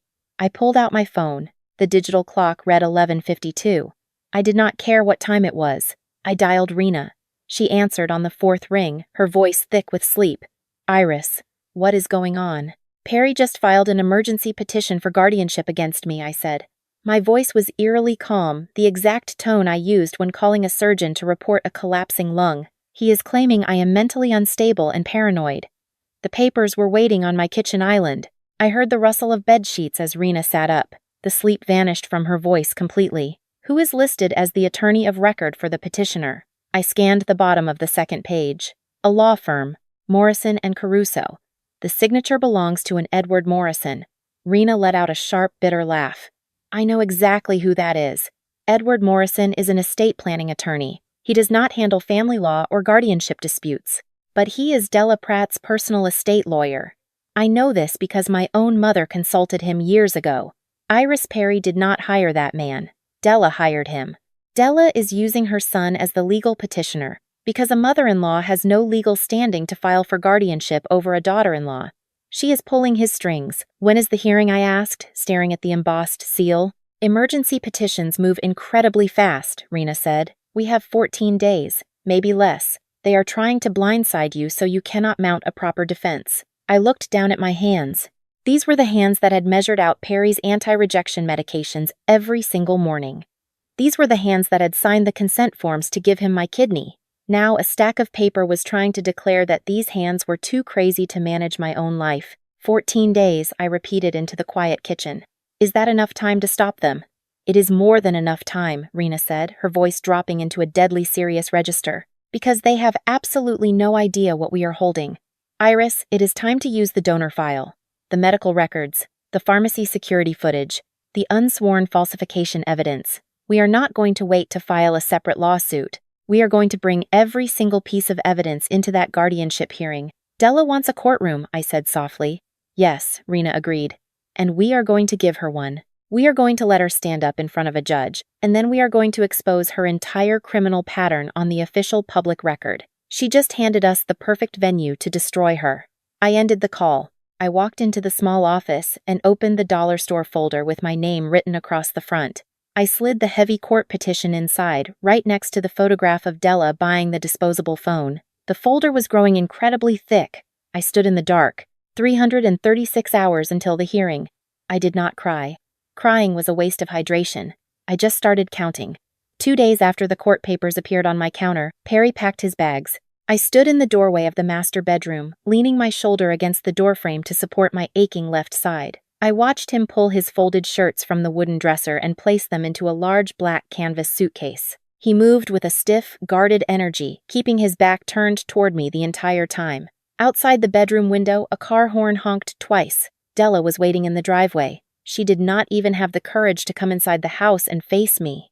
Perry zipped the suitcase closed. The metal fastener sounded incredibly loud in the quiet room. He grabbed the handle and finally turned around. He stopped when he saw me blocking the exit. He refused to lift his gaze above my collarbone. "Perry," I said. He shifted his weight nervously. "Iris, please. Do not make this harder than it already is. You are currently standing there breathing because my kidney is filtering the toxins out of your blood," I told him. My voice was not angry. It was just a statement of absolute biological fact. "And you signed a legal petition declaring to a judge that I am insane." His face flushed a dull, guilty red. He gripped the handle of his suitcase tighter. "Mom says it is the best thing for both of us right now. She says you need professional help, Iris. The stress of the surgery, the recovery, it is too much for your mind. She says we need to protect the assets until you are well." "Mom says," I echoed. The words tasted like ash in my mouth. "Mom says." "Have you ever said anything of your own, Perry? Have you ever had a single original thought in your entire adult life?" He did not answer. The car horn outside honked again, longer and more insistent this time. Perry lowered his head, pushed past me in the doorway, and walked heavily down the wooden stairs. I followed him to the landing. I watched him roll his suitcase across the foyer. The small plastic wheels squeaked loudly as they rolled over a warped floorboard near the front door. He had promised to fix that warped piece of wood 3 summers ago. He never did. He opened the heavy oak door. The freezing November wind rushed inside, carrying the sharp scent of dead leaves and neighborhood wood smoke. He stepped out onto the porch and pulled the door shut behind him. The brass latch clicked into place with a definitive, hollow finality. The house fell into a profound, suffocating silence. It was not the peaceful quiet of a Sunday morning. It was the terrifying stillness of a vacuum. The refrigerator compressor had cycled off. The grandfather clock ticked, but the sound seemed to get swallowed by the empty rooms. I walked slowly down the stairs and stood in the center of the living room. The faint, lingering odor of wood, sage, and sea salt perfume still hung in the air from Della's previous visits. I walked over to the large front window, unlocked the brass latch, and shoved the glass pane upward. The freezing winter wind poured into the room, violently blowing the expensive perfume scent away. 16 years. I had spent 16 years trying to build a family inside these brick walls. I had chosen the paint colors. I had planted the flowers. I had cooked thousands of meals. I had given away my own flesh and blood. And now I was standing entirely alone, missing a vital organ, while my husband drove away with a woman who wanted to lock me in a psychiatric ward to steal my bank account. I wrapped my arms around my own torso. I expected the tears to come. I expected to fall apart on the hardwood floor and sob until my throat bled. But nothing happened. My eyes remained completely dry. The well of grief was entirely empty. I had spent 16 years silently mourning the mother I lost and the family I never truly had. I had cried in the bathroom at the hair salon. I had cried silently in bed while Perry ignored my pain. I had already done all of my crying. I was on the other side of it now. I was standing in the cold wind, feeling the sharp sting of the Pittsburgh winter on my face, and I realized I was not broken. They had taken my insurance, they had tried to take my house, they had stolen my husband, and they were trying to take my sanity. But I was still standing. I was the only person left in this house, and for the very first time in my life, I was finally the one in charge. I closed the window, locked it tight, and walked back into the kitchen to prepare for the fight of my life. 2 a.m. I lay perfectly still in the pitch-black bedroom. The mattress felt incredibly vast. The space on the right side remained completely flat and untouched, holding a faint lingering chill where Perry used to sleep. A heavy municipal garbage truck rumbled down our street at exactly 2:17. The massive diesel engine ground its gears, rattling the window panes before fading into the distance. Outside, a single yellow street lamp cast long, sharp stripes of light through the horizontal window blinds. The pale lines crawled slowly across the acoustic ceiling. My left hand drifted downward, resting instinctively over the thick surgical scar on my abdomen. The tissue throbbed with a low, constant ache. My body still remembered the missing organ, even though my brain desperately wanted to forget the entire ordeal. I had intentionally left the heating vent closed on Perry's side of the room. I did not want the warmth. I needed the freezing air to remind me that he was actually gone. The profound silence of the house pressed against my eardrums. It was the kind of deep, suffocating quiet that forces you to listen to your own thoughts. I traced the sequence of events backward in my mind. The guardianship papers, the forged property deed, the life insurance theft, the 16 years of polite insults and thinly veiled hostility. I searched for the exact moment I had made a fatal mistake. Did I love the wrong person? Or did I simply love the right person in an entirely wrong way? My mother had held my hand on her deathbed and told me I was the strongest person she knew. Those words had anchored my entire existence. But lying in the freezing dark, I finally understood the flaw in her logic. Strong does not mean standing completely alone while people strip you down to the bone. Strong does not mean giving away every single piece of yourself just to buy an ounce of temporary peace. I had honestly believed that donating a kidney would finally change the equation. I thought an ultimate, undeniable sacrifice would force Della to accept me. I thought it would force Perry to finally stand up and claim me as his true family. The kidney changed absolutely nothing. Della still hated me with a terrifying, calculated precision. Perry still chose his mother over the woman whose blood filtered his own. They took my organ and then they tried to take my sanity. But as I stared at the yellow stripes of light on the ceiling, a completely new realization settled over me. They had taken everything they could possibly reach. They had filed legal documents declaring me insane. And yet, I was still breathing. I was still sleeping in my own bed. The walls of the brick house still stood firm against the brutal November wind. They had pushed me all the way to the absolute edge of the cliff, expecting me to fall quietly into the dark. I was still standing on the edge. I threw the heavy quilt off my legs. The cold hardwood floor shocked the soles of my bare feet. I walked across the bedroom and flipped the brass switch on the wall. The overhead light flooded the room, instantly erasing the yellow shadows. I stepped in front of the tall mirror attached to the closet door. The woman looking back at me seemed like a complete stranger. Her cheekbones were sharp and prominent. Deep, dark purple circles rested heavily beneath her eyes. Her hair hung limp and unwashed around her shoulders. She looked exhausted, hollowed out, and physically broken. But her spine was perfectly straight. I stared into my own eyes. The desperate pleading nurse who just wanted a mother figure was completely gone. The quiet, obedient wife who washed dishes while her husband gave away her future was entirely dead. Enough. The word did not make a sound, but it echoed violently inside my skull. Enough. Morning broke over Pittsburgh with a flat, unforgiving gray sky. It was the classic steel sky of late autumn, a heavy canopy of clouds that promised winter without actually delivering the snow. I stood in the kitchen wearing thick woolen socks and a heavy sweater. The coffee machine hissed and sputtered on the granite counter. I poured a mug of black coffee and drank it while standing directly by the front window. The liquid was scalding hot and intensely bitter. It was the most real thing I had tasted in weeks. Outside on the frozen sidewalk, Mr. Henderson was walking his golden retriever. He was a 70-year-old retired steelworker who always wore a faded blue jacket. He paused by our driveway, looked up at the window, and offered a small, polite wave. I raised my coffee mug in return. A perfectly normal neighborhood interaction. An ordinary Tuesday morning in Mount Lebanon.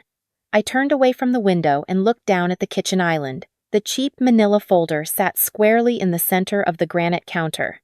The word Iris was written across the cover in thick black marker. Right next to it sat the official guardianship petition Perry had filed with the county court. I set my mug down and opened the folder.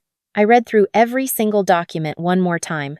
The life insurance confirmation letter, the photocopied property deed, the picture of Della's handwritten checklist, the pharmacy receipt, and the security camera photograph showing her purchasing the prepaid cellular device. Finally, the printed log from the Living Donor Advocacy Program. I placed the guardianship petition right beside the donor log. The court document accused me of paranoid ideation and unfounded accusations against family members. I picked up my cellular phone and dialed the hospital extension for Dr. Nina Reeves. The donor advocate answered immediately. Her voice was bright and professional. "Dr. Reeves," I said, "I need to speak with you, not as an employee of the hospital and not as a recovering surgical patient. I need to speak to you as a woman whose husband is currently trying to lock her inside a legal guardianship." The line went completely dead silent. I could hear the faint hum of medical equipment in the background on her end of the call. "Iris," she finally said. The professional brightness vanished. "What exactly is happening?" I gave her the clinical summary. I spoke like a triage nurse, running through a trauma chart. I told her about the life insurance beneficiary change, signed under the influence of intravenous fentanyl. I explained the unnotarized property deed. I described the handwritten checklist. And finally, I told her about the guardianship petition claiming I was mentally unstable. Nina exhaled heavily. "Iris, that anonymous phone call claiming you had severe anxiety disorders. I suspected foul play the moment I answered the line. You are a trained nurse practitioner, and your psychological evaluation was absolutely flawless. I escalated that call internally, immediately after it happened. But if you are telling me your own mother-in-law was the person on the other end of that line and you have the actual proof, I have the security camera footage from the pharmacy on Forbes Avenue, I confirmed. I have the receipt. The timestamp on the transaction perfectly matches the time of the phone call to your office. She used a bank card bearing her own legal name. Then I need to file a formal report immediately, Nina stated. Her voice was rigid with institutional authority. Under the federal guidelines of the United Network for Organ Sharing, any deliberate action taken to interfere with a living donor process must be thoroughly investigated. Iris, this is no longer just a private family dispute over money. If someone actively attempted to halt an organ transplant by submitting fabricated medical information about the donor, that is a severe obstruction of medical care. The Hospital Compliance Board will investigate her, and if they verify your evidence, they are legally obligated to refer the matter to local law enforcement. The hospital will investigate Della, I asked. The hospital has absolutely no choice, Nina corrected me. And the donor advocacy log already contains every single detail. The date, the exact time, the prepaid phone number, and the specific lies she told about your mental health. It is already a permanent part of the official medical record. I stared at the thick stack of papers on my counter. Della had played an incredibly aggressive game of chess. She understood insurance policies. She knew exactly how to manipulate a mobile notary. She knew how to plant malicious gossip among the women at the Presbyterian Church. But she possessed absolutely zero understanding of federal organ transplant protocols. She had no idea that an entirely independent advocacy team existed specifically to protect people like me. She did not know that every single threat was meticulously logged into a system she could never control or erase. She had built her entire strategy on the assumption that I was weak. She never realized I was holding the keys to a federal medical vault. I thanked Dr. Reeves and ended the call. I immediately dialed Rena Holt. "Rena," I said, the moment the attorney answered, "we are going on the offensive. The donor advocate is filing a formal report with the Hospital Compliance Board. The hospital will investigate Della for obstructing the transplant process. We are not going to wait to file a separate civil lawsuit." "What are you suggesting?" Rena asked cautiously. "We bring everything," I told her. The cold clarity in my chest burned brighter than the coffee in my mug. "Della wants a courtroom. She wants a judge to declare me insane. Fine. Let us use her own hearing. We bring the donor log. We bring the pharmacy footage. We bring the forged deed and the insurance papers. We drop the entire folder directly onto the table during the emergency guardianship hearing." Rena was silent for a very long time. I could hear the traffic moving outside her downtown office window. "Iris," the lawyer finally said. Her voice was incredibly gentle, a tone she rarely used. "If we do this, if we submit this evidence into the official court record during a guardianship dispute, there is absolutely no going back. The judge will be forced to refer her to the district attorney. Your marriage will be over in the most public, explosive way possible. Are you absolutely certain you want to pull this trigger?" I looked down at the scarred tissue beneath my sweater. "Rena," I said evenly, "I let a surgeon cut me open and remove an organ from my body. I know exactly what it means when you cannot go back." "Understood," Rena said. The gentle tone vanished, replaced instantly by the sharp edge of a litigator going to war. "I will prepare the exhibits." I ended the call. I picked up my thick black marker. On the front cover of the manila folder right beneath my name, I wrote down the exact date of the upcoming court hearing. I walked over to the refrigerator. I opened the heavy stainless steel door. Tucked in the back corner of the bottom shelf was a small plastic container filled with leftover chicken casserole. Della had brought it over for Perry 3 days ago before he packed his bags. I pulled the container out. I did not bother to open the lid or save the expensive plastic dish. I carried the entire thing over to the trash can, stepped on the pedal, and dropped it into the garbage. I did not need her food. I did not need her approval. I would never need anything from her ever again. 9 days before the hearing, I sat in Rena Holt's corner office. The heavy mahogany desk was completely covered in neat, organized stacks of paper. Rena moved behind the desk like a general reviewing a battle map. She tapped her pen against the first stack. "I have subpoenaed Perry's complete medical administration record from the day of the surgery," she announced. "The chart clearly documents the continuous intravenous drip of fentanyl and morphine. He lacked all legal capacity to sign the life insurance transfer." She moved to the second stack. "I subpoenaed the intensive care visitor logs. The security desk registered Della entering Perry's room 14 separate times. She never signed into your room once. Furthermore, I obtained the official nursing notes. Nurse Kaminsky specifically documented Della instructing the medical staff not to waste their time treating you." Rena touched the third stack. "We have the formal report from the donor advocate program detailing the anonymous phone call.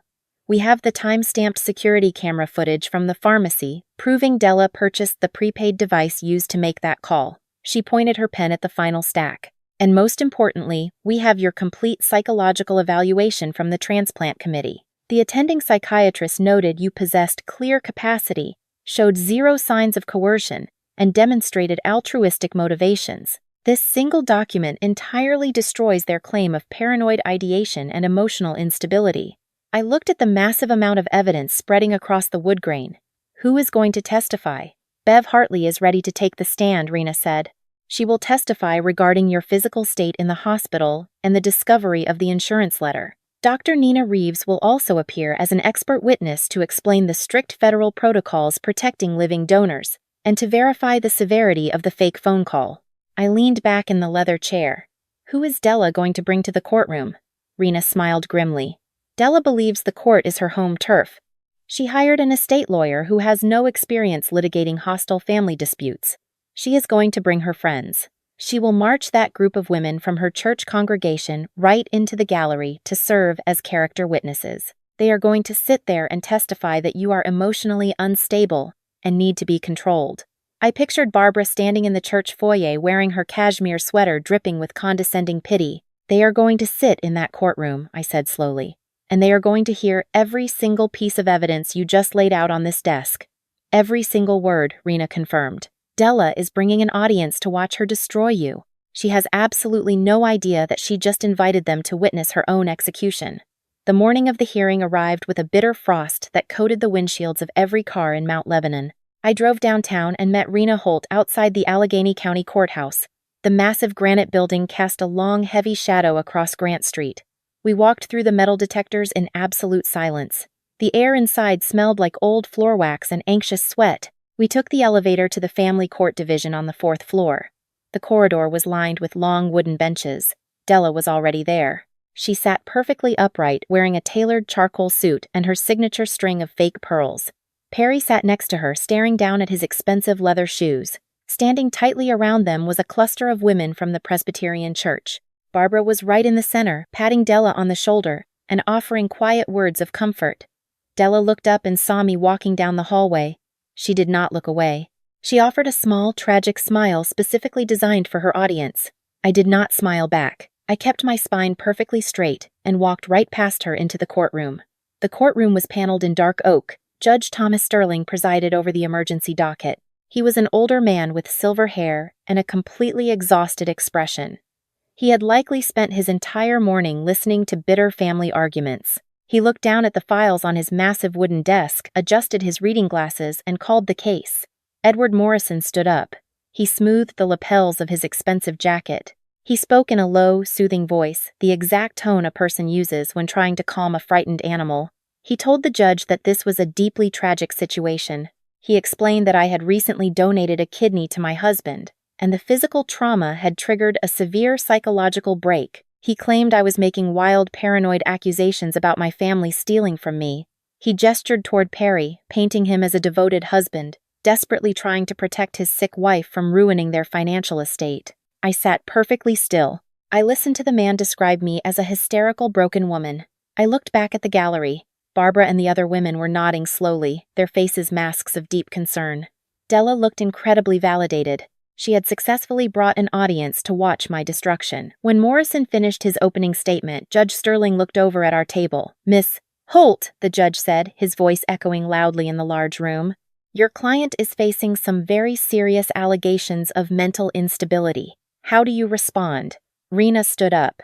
She did not smooth her jacket. She did not adopt a soothing tone. She picked up the thick manila folder I had given her. "Your Honor," Rena began, her voice ringing out like a heavy brass bell, "the only tragedy in this courtroom today is the breathtaking scope of the fraud being perpetrated against my client. We are not here to debate medical trauma. We are here to expose a coordinated criminal effort to strip a woman of her assets while she was medically incapacitated." Morrison stood up immediately. "Objection. Counsel is making baseless accusations." "I have the base right here," Rena fired back. She pulled the first stack of papers from the folder and handed them to the court bailiff. Exhibit A. The official psychological evaluation of Iris Pratt conducted by the Transplant Committee Board just days before her surgery. The attending psychiatrist cleared her with perfect marks. She has absolutely zero history of anxiety, paranoia, or any other mental defect. The petitioner completely fabricated this claim to justify stealing her autonomy. Judge Sterling took the papers from the bailiff. He read the first page. He looked up, his expression suddenly much sharper. He glared at Morrison. "Continue, Miss Holt." "Exhibit B," Rena said, handing over the next stack. "A life insurance beneficiary change form transferring a $750,000 policy from my client to her husband's mother, Della Pratt. This document was signed by the petitioner exactly 4 hours after he received a kidney transplant. I have also submitted the hospital medication administration records." When Perry Pratt signed this document, he was receiving continuous intravenous doses of fentanyl and morphine. He possessed absolutely no legal capacity. A low murmur rippled through the gallery behind us. I did not turn around, but I could hear the sudden shift in the air. Exhibit C, Rena continued her pace, accelerating into a relentless rhythm. A property deed transfer for the marital home moving ownership to Della Pratt, unnotarized but prepared while my client was bleeding in the intensive care unit. And accompanying it, a handwritten checklist found in the petitioner's desk detailing a systematic plan to steal the insurance, the house, the joint bank accounts, and the vehicle titles. Morrison looked completely panicked. He turned to look at Della. Della sat frozen in the gallery. The tragic smile had vanished entirely. Her face was the color of old ash. "Your Honor, these documents are completely out of context," Morrison stammered. I have one more piece of context, Rena stated. She pulled out the final stack of papers. The kill shot, Exhibit D, the official log from the Living Donor Advocacy Program at the hospital. 2 weeks before the surgery, an anonymous caller contacted the federal transplant program and falsely claimed my client was mentally unstable in a deliberate attempt to halt the organ donation. The judge leaned forward over the heavy wooden bench. Are you telling me someone tried to interfere with a federal organ transplant? Yes, Your Honor, Rena said, and I know exactly who did it. Included in that exhibit is a time-stamped receipt and a high-resolution security photograph from a local pharmacy. The photograph clearly shows Della Pratt purchasing the exact prepaid cellular device used to make that anonymous call, paying with a bank card bearing her own name. The silence in the courtroom became absolute. It was so quiet I could hear the faint hum of the fluorescent lights buzzing near the ceiling. Judge Sterling stared at the photograph. He looked at the pharmacy receipt. Then he slowly lifted his head and looked directly at the gallery. He stared straight at Della. Mr. Morrison, the judge said. His voice was no longer exhausted. It was vibrating with a quiet, terrifying fury. Did you review this guardianship petition before you filed it?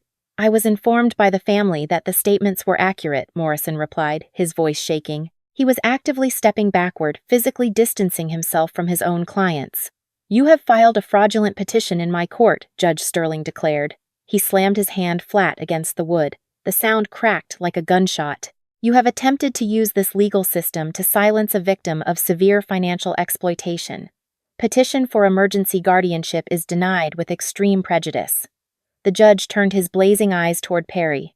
My husband sat at the petitioner table, trembling visibly. He looked completely shattered. He had finally realized the absolute truth. His mother had not just tried to steal money, she had actively tried to stop the surgery that saved his life. She would have let him die on a dialysis machine just to maintain her control.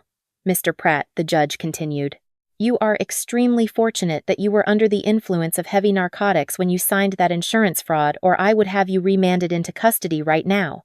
As for your mother, I am officially referring this entire file, including the security footage and the unsworn falsification evidence, to the district attorney for immediate criminal review. I am also notifying the hospital compliance board.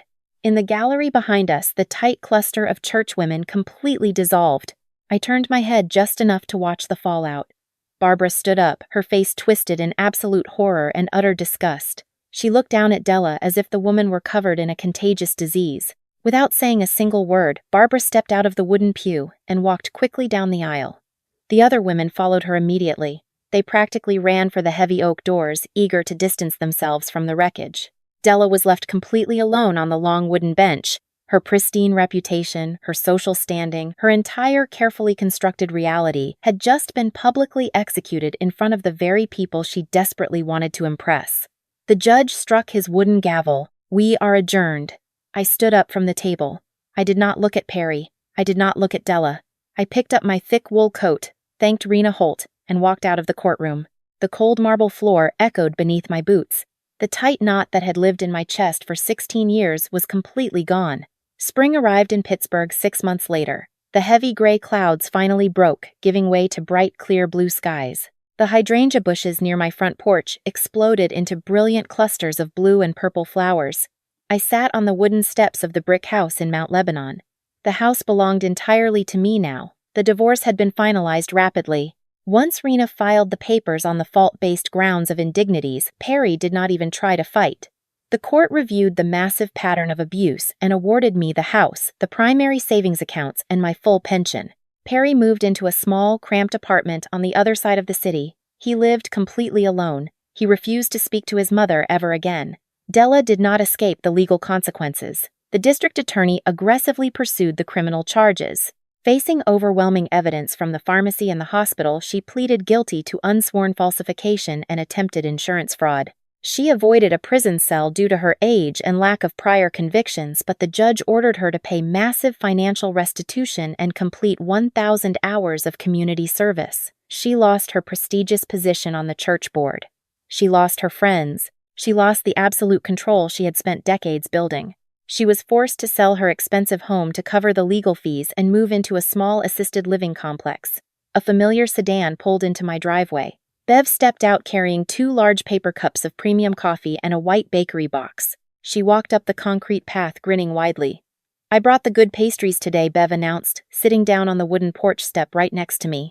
She handed me a warm cup. How are you feeling, Iris? I feel perfectly fine, I told her. And it was the absolute truth. I took a slow sip of the hot coffee. The morning air was fresh and sweet. I rested my left hand gently against my side. The surgical scar was fully healed now. It was just a thin silver line fading into my skin. It no longer represented a desperate plea for recognition from people who were incapable of love. It was a permanent badge of my own survival. For 16 years, I had cut myself into smaller and smaller pieces, hoping that if I just gave enough, I would finally be worthy of a family. I learned the hardest possible way that you can never buy love with your own suffering. The people who demand your blood will simply complain about the stains you leave on their floor. I looked at Bev, laughing as she opened the bakery box. I thought about Rena, who had called me just yesterday to check in. I had spent my entire adult life looking for a family in the wrong places, but sitting on my own front porch, breathing the clean spring air, I realized I already had one. It was small, it was fiercely loyal, and it belonged entirely to me. You listen to a story like this, and a part of you probably recognizes the cold, heavy ache sitting right in the center of Iris and her quiet living room. Maybe you have never been lying in a hospital bed recovering from a major organ donation, while your mother-in-law plots to steal your life insurance. But the underlying current of her reality is something so many of us understand on a fundamental bone-deep level. We are raised in a culture that teaches women a very specific, very dangerous lie. We are taught that our value is directly tied to our capacity to endure suffering for the sake of our families. We are told that being the bigger person, biting our tongues, and constantly giving pieces of ourselves away will eventually earn us love, respect, and a permanent seat at the table. But the hardest lesson to learn is the exact same lesson waiting for anyone caught in a toxic family dynamic. You absolutely cannot buy genuine love with your own sacrifice. When you are dealing with people who view you strictly as a harvestable resource, your willingness to bleed for them does not inspire gratitude. It only inspires greed. If you give them your time, they will demand your energy. If you give them your energy, they will demand your money. And if you literally cut out a piece of your own body to save their life, they will simply step over your hospital bed to take whatever you have left. We often focus all of our anger on the primary abuser, the demanding mother-in-law, or the hostile relative who openly orchestrates the cruelty. But the deeper, more insidious betrayal usually comes from the person who stands right next to you and watches it happen. The enabler. The partner who stares at the floor, mumbles a quiet agreement, and refuses to rock the boat. You must realize that passive complicity is still a choice. When your partner refuses to defend you against their family, they are not keeping the peace. They are simply choosing to sacrifice your emotional well-being to protect their own comfort. A husband who watches his wife be treated like a second-class citizen and does nothing is actively participating in the abuse. Real strength is not silent endurance. Real strength is recognizing exactly when the people you call family are actually just using you to build their own comfort. It is looking at the people who sit at your dinner table and asking yourself a very difficult, very honest question. Do they love you, or do they simply love what you provide for them? You can usually find the answer by looking at how they treat you when you are completely exhausted, vulnerable, or unable to serve their immediate needs. A true family steps up to protect you when you are weak. A parasite sees your weakness as the perfect opportunity to take more. If you find yourself constantly walking on eggshells around relatives who offer backhanded compliments, or if you are married to a partner who refuses to draw a boundary, you need to understand that your silence is not protecting your weight trust, peace. Your silence is actively funding their entitlement. You do not have to wait 16 years to reach your breaking point. You do not need to wait until they try to steal your home or declare you mentally unstable to finally draw a hard line in the sand. You have the absolute right to stop giving. You have the right to close the door, pack your bags, and walk away from people who only value you for what they can extract from your life. It is terrifying to stand up and dismantle the life you have spent decades trying to hold together. But the peace waiting for you on the other side of that terrifying decision is worth more than any brick house or joint savings account. You are allowed to be the villain in their heavily manipulated version of the story, as long as you are finally the hero of your own actual life. Think about your own journey. Have you ever found yourself endlessly pouring your heart, your energy, or your finances into a relationship only to realize the other person was just holding an empty bucket waiting for more? Have you ever had to finally stand up to a toxic family member and say, enough is enough? How did you find the courage to walk away and reclaim your own worth? Share your story in the comments below because your survival might be the exact blueprint someone else needs to finally stop bleeding for people who do not care.